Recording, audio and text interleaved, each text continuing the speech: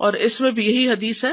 حدثنا عبید بن اسماعیل حدثنا ابو اسامہ عن ہشام عن ابیہ عن عائشہ قالت، عائشہ رضی اللہ تعالیٰ عنہ کہتی ہیں سحر النبی صلی اللہ علیہ وسلم، نبی صلی اللہ علیہ وسلم پر جادو کیا گیا، حتی انہ لیخیل الیہ، یہاں تک کہ آپ کو یہ خیال ڈالا جاتا انہ یفعل الشیء، کہ وہ کوئی چیز کر رہے ہیں، وما فعلہ، حالانکہ انہوں نے کی نہیں ہوتی تھی. حتی اذا کان ذات یوم وہو عندی، حتیٰ کہ وہ ایک دن جب میرے پاس تھے، دعا اللہ، انہوں نے اللہ سے دعا کی، ودعاہ، اور اس کو خوب پکارا. ثم قال اشارتی یا عائشہ، پھر فرمایا کہ عائشہ تمہیں معلوم ہے ان اللہ قد افتانی فی ما استفتیت، کہ اللہ تعالیٰ نے مجھے جواب دے دیا ہے جس میں نے اللہ سے پوچھا تھا، فیہ، جس معاملے میں. قلت وما ذاک یا رسول اللہ، میں نے پوچھا کہ وہ کیسے ہے اللہ کے رسول، یعنی یہ کیسے ہوا.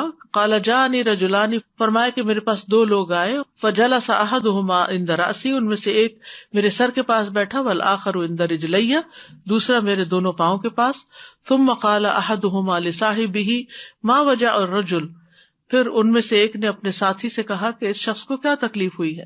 قال مطبوب، کہا کہ ان پہ جادو ہو گیا. قال ومن طبہ، پوچھا اس نے پہلے نے کہ اس کو کس نے جادو کیا. قال لبید بن العاصم الیہودی، لبید بن عاصم یہودی نے، من بنی زریق، بنو زریق سے. قال فی ماذا، قال فی مشت و مشاطۃ و جف طلعۃ ذکر، کہا کہ وہ کنگھی اور کنگھی کے بالوں میں ہے اور وہ ایک نر کھجور کے خوشے کے غلاف میں. قال فأین ہوا، پوچھا وہ کہاں ہے. قال فی بئر ذی اروان، یہاں زیروان کی بجائے ذی اروان کہا گیا، الف کو پروناؤنس کیا گیا، بئر زیروان میں. قال فذهب النبی صلی اللہ علیہ وسلم فی اناس من اصحابہ الی البئر، تو آپ صلی اللہ علیہ وسلم اپنے کچھ صحابہ کے ساتھ اس کنویں کی طرف گئے. فنظر الیہا، اس کو دیکھا، وعلیہا نخل، وہاں کھجور کا درخت تھا. ثم رجع الی عائشہ، پھر حضرت عائشہ کی طرف واپس پلٹے. فقال واللہ لکأن ماءها نقاءۃ الحنہ، اللہ کی قسم اس کا پانی تو مہندی کے نچوڑ کی طرح کا ہے. ولکأن نخلها رؤوس الشیاطین، اور اس کے جو کھجور کے درخت ہیں وہ شیطانوں کے سروں کی طرح لگتے ہیں. قلت یا رسول اللہ افاخرجتہ، میں نے پوچھا اللہ کے رسول صلی اللہ علیہ وسلم کیا آپ نے اس کو نکلوایا. قال لا اما انا فقد عافانی اللہ وشفانی، نہیں، جہاں تک میرا تعلق ہے تو اللہ تعالیٰ نے مجھے شفا دی ہے. وخشیت ان اصبر علی الناس منہ شرا وامر بها فدفنت، مجھے ڈر ہوا کہ میں لوگوں کے اوپر ایک شر نہ بھڑکا دوں، اور آپ نے حکم دیا اس کے بارے میں تو اس کو دفن کر دیا گیا. تو اس میں نکلوانے سے مراد یہ ہے کہ نکال کے پھر اس شخص کو بلا کے پھر اس سے معاملہ کیا جائے یا اس کو کوئی سزا دی جائے، تو ایسا کچھ بھی نہیں کیا. لیکن یہ کہ اللہ نے شفا دی، اور شفا کا طریقہ پچھلی حدیث میں گزر گیا. اور پھر یہ ہے کہ آپ صلی اللہ علیہ وسلم کو شہید کرنے کی سازش تھی بیسیکلی، اس جادو کے ذریعے بھی اور زہریلی بکری کا گوشت کھلا کر بھی. اصل مقصد یہ تھا، لیکن اللہ سبحانہ وتعالیٰ نے ان کی سب چالیں ناکام کر دی. ایک اور روایت میں یہ بھی آتا ہے کہ آپ نے جبیر بن ایاس زرقی کو بلایا جو غزوہ بدر میں شریک ہوئے. انہوں نے بئر زروان میں جا کر جادو کے سامان کی نشاندہی کی، یعنی آپ نے ان کو بھی بھیجا اور پھر خود بھی جا کر دیکھا. اس میں کوئی کلیش نہیں ہے. یعنی ایک اور روایت میں اس طرح آتا ہے، تو یعنی پہلے آپ نے اس کو بھیجا ہوگا، وہ اترے ہوں گے جا کے پتھر کے نیچے سے نکالا ہوگا، اور پھر آپ نے جا کر خود بھی اس کو دیکھا. جی. Sadhji, just a question. In all these ahadith, Prophet sallallahu alaihi wasallam, when he came back, he mentions to Aisha radiyallahu anha a little bit of description of the kind of water and the kind of tree, a little bit of a horrific sight, I would say, yani the color of the water and all that. Is there any... اس کی وجہ یہ ہے کہ اس قسم کے کنویں بیکار ہوتے ہیں، لوگ وہاں جاتے نہیں ہیں، یعنی ویران سا علاقہ جس میں ایسے بیکار سے درخت لگے ہوئے ہیں اور پانی بھی اس کا زرد ہو چکا ہے. تو اس شخص نے وہاں اس لیے جا کے دبایا تاکہ کوئی یہاں نہ آئے نہ نکالے. ٹھیک ہے، اچھا سوال ہے تاکہ بات واضح ہو جائے کہ آپ نے اتنی ڈسکرپشن کیوں دی. جی استاذہ، جیسے اس حدیث میں بتایا ہوا ہے کہ نبی پاک صلی اللہ علیہ وسلم نے وہ نکالا اور اس کو مٹی میں دفنا دیا. جی دفنا دی. تو اگر ایسا یعنی وہ سامان جو نکلا تھا، جو بھی سامان تھا، اس کو صورتیں پڑھ کے اور اس کو ڈسمینٹل کر کے پھر مٹی میں ڈال دیا. تو اگر کبھی ایسا ہمارے ساتھ ہو، جیسے اگر پیپر نکلتے ہیں یا کچھ، تو مٹی میں دبا سکتے ہیں، پانی میں بہا سکتے ہیں، آگ میں جلا سکتے ہیں. اچھا جلا بھی سکتے جی، ویسٹ کرنا مقصود ہے، یعنی ان کو ری یوز نہ کیا جائے، اس کپڑے کو یا اس دھاگے کو یا ان سوئیوں کو، کہ انسان کے اچھی کوالٹی کی سوئیاں ہیں چلو کوئی یوز کر لے. تو ایسی چیزوں کو جن پہ کچھ پڑا گیا ہو استعمال نہیں کرنا چاہیے، یہ مطلب ہے. جیسے ڈاکٹرز اپنی سرنجز اور سوئیاں سب کچھ ڈسپوز آف کر دیتے ہیں، تو اس کو بھی ڈسپوز آف کرنا چاہیے. Ustaza, what about people who say that you have to go find the object upon which magic has been done in order to stop it? ہاں، کوشش تو کرنی چاہیے. اور پھر کس طرح پتا چلے؟ جیسے نبی صلی اللہ علیہ وسلم نے اللہ سے پوچھا تھا اور اللہ تعالیٰ نے نشاندہی کی. انسان بعض اوقات خواب میں دیکھ لیتا ہے، اور بعض اوقات یہ ہے کہ گھر کی صفائی تھورلی کر لے، کیونکہ عموماً لوگ جو سننے میں آیا ہے کہ کبھی تکیے میں رکھ دیتے ہیں، کبھی بیڈ کے نیچے رکھ دیتے ہیں، کبھی کھانے کی چیزوں میں. تو انسان اپنے گھر کی اچھی طرح اپنے آس پاس کی جگہوں کی تلاشی بھی لے اور صفائی بھی کرے اور اللہ سے دعا بھی کرے. اور اگر فار سم ریزن نہیں بھی نکلتا تو یعنی جو توڑ ہے ویسے دم جھاڑ کے ذریعے وہ کروا لے. السلام علیکم.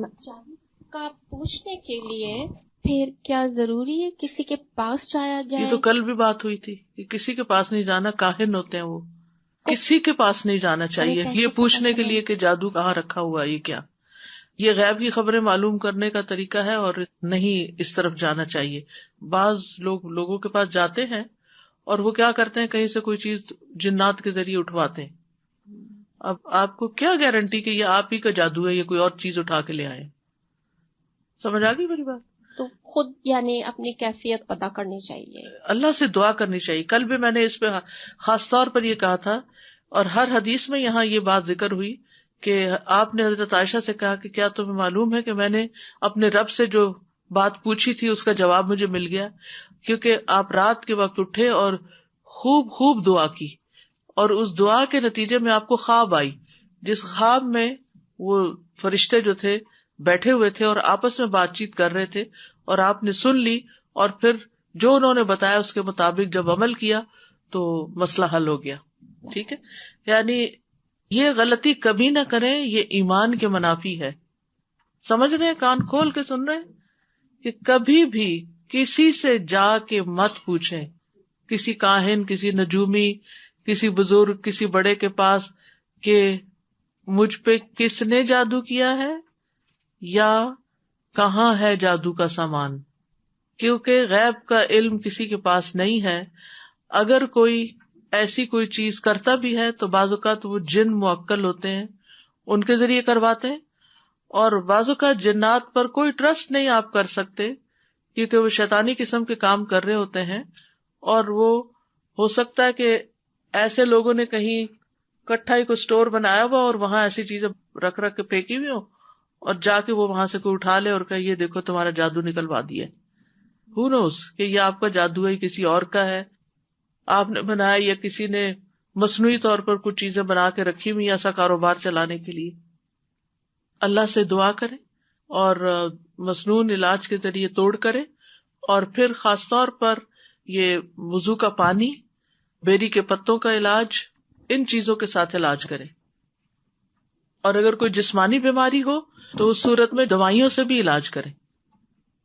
Question that if we, by chance come across such things, like for example amulets or, papers that are tied up and stitched together, and in your personal life, like you're not experiencing anything, you don't think that, something like this could have affected you or your family, and it's possible that that object was used to do magic on someone else, but you come across it. So should you still destroy it? Destroy it, yes. As soon as possible.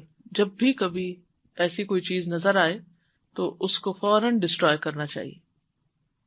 Ustaza, you mentioned yesterday also that, the magic has an impact on the mind. Like, yes. A person begins forgetting بھولنے لگتا ہے انسان، خیال میں آتا ہے نا، یخیل الیہ. Because I was thinking Shaitan's attack is to make people think negatively. That's one of his main traps. And, we've learned from so many examples of the Anbiya that their amazing lives were also, with some problems. They did have to face circumstances that were beyond their control. So, we learned about Dawood alayhi salam, Sulaiman alayhi salam. Today we learned about Ayyub alayhi salam. Every Nabi was tested. All of them, they were tested. But then, what is mentioned about them? Ni'mal abd. innahu awwab. awwab. How were they patient? Because they repeatedly turned to Allah for the solutions. They didn't focus only on the problems. بالکل. So that's what we need to train ourselves to do. ہمارا زیادہ focus problem پہ ہوتا ہے اور اللہ کی طرف رجوع کم ہوتا ہے. And then the problem becomes bigger sometimes, especially when we discuss it with other people. بالکل. They make us more confused at times about the problem. بالکل. And then we don't find the solution. So how important اور it is. جتنا مسائل کے بارے میں باتیں کرتے جائیں نا اتنے مسائل گمبھیر ہوتے جاتے ہیں, اتنے بڑھتے جاتے ہیں. تو اس کا بھی خیال کرنا چاہیے کہ ہر ایک کے پاس بیٹھ کے کوئی سٹوری نہیں سنانی چاہیے. پتہ نہیں وہ آگے سے کیا بولے. تو یہ جو منہ سے نکلی ہوئی باتیں ہیں, جیسے پہلے میں نے عرض کیا, یہ انسان کو لڑ جاتی ہیں, انسان پر ہی پڑ جاتی ہیں. یعنی انسان کی اپنی ہی زبانوں کی کمائی جو ہوتی ہے وہ آگے آ جاتی ہے. اس کے بارے میں ایک یعنی مثال سے آپ بات سمجھ سکتے ہیں کہ یوسف علیہ السلام نے کہا تھا رب السجن احب الی مما یدوننی الی, اللہ مجھے جیل زیادہ پسند ہے اس سے جو یہ مجھے جس چیز کی طرف بلا رہے ہیں. اب وہی ہوا کہ انہوں نے جیل بھیج دیا. حدیث میں آتا ہے کہ اگر وہ یہ نہ کہتے عافیت مانگتے تو عافیت دے دیے جاتے. یعنی یہ بات نہ کہتے اگر کہ رب مجھے جیل زیادہ پسند ہے اور عافیت مانگتے اس کے بدلے تو عافیت دے دیے جاتے. اللہ تعالیٰ کے لیے تو کچھ مشکل نہیں, لیکن ہم بعض اوقات غصے میں, غم میں, پریشانی میں, فرسٹریشن میں ایسی ایسی باتیں منہ سے نکالتے ہیں, اس سے بہتر ہے ماری جاؤں. یہ جملہ کتنا عام ہے. بچوں کو بد دعائیں دینے لگتے ہیں, غلط سلط قسم کی باتیں منہ سے نکالتے ہیں. تو سب سے بڑی بلا جو انسان کے اوپر آتی ہے وہ خود اس کی اپنی زبان سے نکلی ہوئی باتوں سے آتی ہے.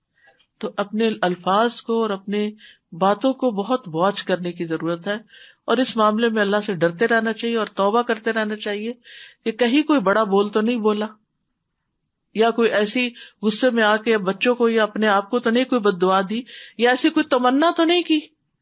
تو یہ جو منفی سوچ اور منفی ذہن ہے یہ انسان کے لیے بہت بڑا خطرہ ہے, بہت بڑا. خواب کی تعبیر آپ دیکھیں, خواب کتنا بھی برا آپ دیکھ لیں, اگر آپ اپنے دل میں بھی تعبیر اس کی نہیں کرتے اور خیر ہی مانگتے ہیں اور وہ مسنون دعا پڑھ لیتے, کچھ نہیں ہوگا. کسی کو نہیں بتاتے, انشاءاللہ کچھ نہیں ہوگا. کیونکہ بعض اوقات آپ جب بتاتے ہیں تو آپ کے اوپر آ جاتی ہے وہی چیز. اب یہ کیا صرف بتانے سے, اور بعض اوقات آپ جس کو بتا رہے ہوتے ہیں وہ کوئی غلط سلط تعبیر کر لیتا ہے اور وہ بھی پڑ جاتی. جیسے وہ یوسف علیہ السلام ہی کی کہانی میں جو 2 لوگوں کے خواب کا ذکر آتا ہے نا, اس کے بارے میں بہت پہلے میں نے سنا تھا, مجھے اس روایت کی اوتھینٹسٹی کا تو نہیں معلوم, کہ وہ 2 لوگ تھے, ایک خواب بتانے آیا تھا اور دوسرے نے جھوٹ موٹ خواب بنا لیا تھا کہ میرے سر پہ روٹیاں اور وہ نوچی جا رہی ہیں, تو انہوں نے کہا کہ مار دیے جاؤ گے اور تم سولی چڑھا دیے جاؤ گے اور پرندے تمہارا سر نوچ کے کھائیں گے, اور وہی ہوا. تو اس لیے جھوٹا خواب بیان کرنا, جھوٹی باتیں کرنا, جھوٹے قصے بیان کرنا, جیسے کہتے ہیں نا کہ جب انسان کوئی گناہ کرتا ہے تو اس کے رزق کے اتنے حصے سے محروم کر دیا جاتا ہے. وہ رزق جو ہے ضروری نہیں مالی ہو, وہ رزق علم ہو سکتا ہے, وہ رزق عبادت کی توفیق ہو سکتی ہے, وہ رزق اچھی کمپنی ہو سکتی ہے, وہ رزق آپ کی زندگی میں اولاد کی کوئی خوشی ہو سکتی ہے. تو گناہ جو ہے, اور سب سے آسان گناہ زبان کے ہے کہ جس میں انسان کو کچھ نہیں کرنا پڑتا, صرف ہلانا پڑتا زبان کو.